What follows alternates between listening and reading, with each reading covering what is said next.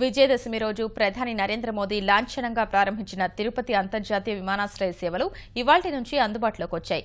ఇప్పటి వరకు దేశీయ విమాన ప్రయాణాలకు పరిమితమైన తిరుపతి విమానాశ్రయం నుంచి అంతర్జాతీయ విమానాలు ఎగరనున్నాయి. తిరుపతి అంతర్జాతీయ విమానాశ్రయ ప్రత్యేకతలు, ప్రయాణికులకు అందనున్న సేవలపై తిరుపతి విమానాశ్రయ డైరెక్టర్తో మా ప్రతినిధి నారాయణప్ప ముఖాముఖి. 175 కోట్ల రూపాయలతో నిర్మించిన అత్యంత ఆధునిక అంతర్జాతీయ విమానాశ్రయం సేవలు తిరుపతిలో అందుబాటులోకి వచ్చాయి. ఎలాంటి సేవలు అందుబాటులోకి వచ్చాయి, ఏ ప్రాంతాల నుంచి ఇక్కడికి విమానాలు చేరుకునే అవకాశం ఉంది, ఏకకాలంలో ఎన్ని విమానాలు వచ్చే అవకాశం ఉందన్న విషయాలు తెలియజేసేందుకు మన దగ్గర ఎయిర్పోర్ట్ డైరెక్టర్ ఉన్నాడు. ఆయన మరిన్ని వివరాలు తెలుసుకుందాం. సార్, ఈ కొత్త ఎయిర్పోర్ట్లో పాత ఎయిర్పోర్ట్తో పోలిస్తే కొత్త ఎయిర్పోర్ట్లో ఉన్న ప్రత్యేకతలు ఏంటి, ఎలాంటి సేవలు అందుబాటులో వస్తాయి ప్రయాణికులు? Passengers facilities point of view చూసుకుంటే అది ఆ బిల్డింగ్ అరౌండ్ 200 ప్యాసింజర్స్కి అకామిడేట్ చేస్తుంది. వేరాజ్ దిస్ బిల్డింగ్ అరౌండ్ 700 ప్యాసింజర్స్కి ఎట్ ఎ టైమ్ ఫెసిలిటేట్ చేస్తుంది. అదే కాకుండా full advance infrastructure, aero bridges అవనియండి, ఎస్కలేటర్స్ అవ్వండి, లిఫ్ట్స్ అవనియండి, కన్వేర్ బెల్ట్స్ అవనియండి, ఫ్లైట్ ఇన్ఫర్మేషన్ డిస్ప్లే సిస్టమ్ అవ్వండి, సీసీటీస్ అవని, సెక్యూరిటీ సిస్టమ్స్ అవనియండి. Apart from this car parking wide area మేము అకామిడేట్ చేసాం. కార్ పార్కింగ్ ఏరియా ఎగ్జిక్యూటివ్ సెపరేట్గా, విఐపీస్కి సెపరేట్గా, జనరల్ పబ్లిక్ సెపరేట్గా, అదే కాకుండా ప్రీపెయిడ్ ట్యాక్సీ వాళ్ళకి సెపరేట్ కార్ పార్కింగ్ వైడ్గా చేసాము. అదే కాకుండా ల్యాండ్స్కేపింగ్ కూడా డెవలప్ చేస్తున్నాం. ల్యాండ్స్కేపింగ్లో సిపిడబ్ల్యూడికి ఇచ్చాము, వాళ్ళు చేస్తున్నారు. కీర్తిలాల్ వాలంటరీగా వచ్చి వాళ్ళు డెవలప్ చేస్తున్నారు.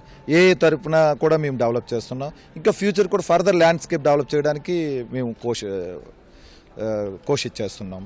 అంటే సార్, ఏ ప్రాంతాల నుంచి మనకు విమానాలు ఇంతకుముందు గతంలో వచ్చి ఇప్పుడు ఏమైనా పెరిగే అవకాశం ఉందా? ఇప్పుడు ఫ్లైట్స్ ఆపరేషన్ తీసుకుంటే టిల్ లాస్ట్ మంత్ వరకు 10 ఫ్లైట్స్ ఆపరేట్ చేస్తుండే వాళ్ళు. అందులో 9 flights connected to Hyderabad, 1 connected to Visakhapatnam. Just winter షెడ్యూల్లో ఒక ఫ్లైట్ విత్డ్రా చేశారు హైదరాబాద్ నుంచి, ఒకటి విశాఖపట్నం విత్డ్రా చేశారు. మళ్ళీ వచ్చే నెల నుంచి ఇవి రెస్టోర్ అవడానికి ఛాన్సెస్ ఉన్నాయి. హైదరాబాద్ నుంచి అక్కడి నుంచి further connectivity all over India as well as foreign connectivity బాగానే ఉంది. ఇప్పుడు వాట్ ఎవర్ ఆపరేషన్స్ డొమెస్టిక్ టెర్మినల్లో ఉన్నాయో ఆ ఆపరేషన్స్ ఇక్కడ నుంచి ఆపరేట్ అవుతాయి. International operations likely first week of January నుంచి స్టార్ట్ అవ్వడానికి ఆస్కారం ఉంది. అంటే విమానాల రాకపోకల సంఖ్య ఎంత పెరిగింది సార్? మనకు ఎంత మేర డెవలప్మెంట్ ఉంది, అభివృద్ధి ఉంది, అదేవిధంగా ప్రయాణికుల సంఖ్య కూడా ఎంత మేర పెరుగుతుంది? Last year just 1 year back I joined Tirupati airport. అప్పుడు 4 ఫ్లైట్స్ ఆపరేట్ చేసేవి. As and today around 8 to 9 flights per day operate అవుతున్నాయి.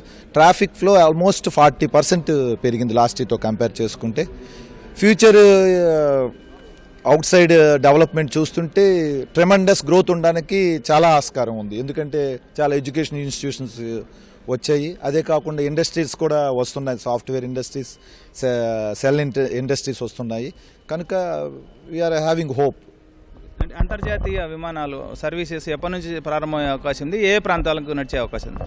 ఇక్కడ స్టాటిస్టిక్స్ కొంతమంది ఎయిర్లైన్స్, ఎడ్యుకేషన్ ఇన్స్టిట్యూషన్స్ స్టాటిస్టిక్స్ చేస్తే around 300 to 400 passengers surrounding Chittoor, Kadapa and Kurnool districts నుంచి డైలీ వెళ్తున్నారు. ఇద్దరు చెన్నై నుంచి అవనియండి, హైదరాబాద్ నుంచి అవనియండి, బెంగళూరు నుంచి అవనియండి వెళ్తున్నారని తెలిసింది. వాళ్ళు మోస్ట్లీ మస్కెట్ అండ్ అరబ్ కంట్రీస్కి వెళ్తున్నారు.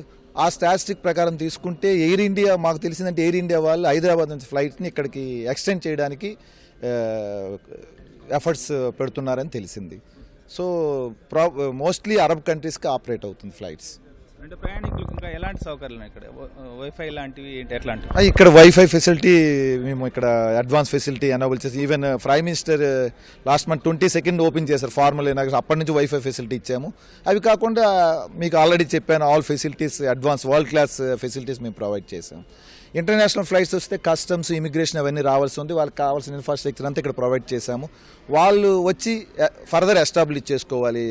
స్క్రీనింగ్ ఎక్విప్మెంట్స్ అవనియండి, అదర్ నెట్వర్కింగ్ అవనియండి, వాళ్ళు వచ్చి ఎస్టాబ్లిష్ చేస్తారు. ఆల్రెడీ వాళ్ళు వచ్చారు. They are on the job. Probably within a month they will establish their infrastructure our airport. ప్రధానమంత్రి లాంఛనంగా ప్రారంభించిన తిరుపతి అంతర్జాతీయ విమానాశ్రయ సేవలు ప్రయాణికులకు అందుబాటులోకి వచ్చాయి. కలియుగ వైకుంఠనాథుడు వెంకటేశ్వర స్వామి పాదాల చెంత ఉన్న తిరుపతి నగర సిగలో మరో ఆనుమత్యం చేరిందని చెప్పచ్చు. కెమెరామెన్ సుధాకర్తో వి నారాయణప్ప, ఈటీవీ న్యూస్, తిరుపతి.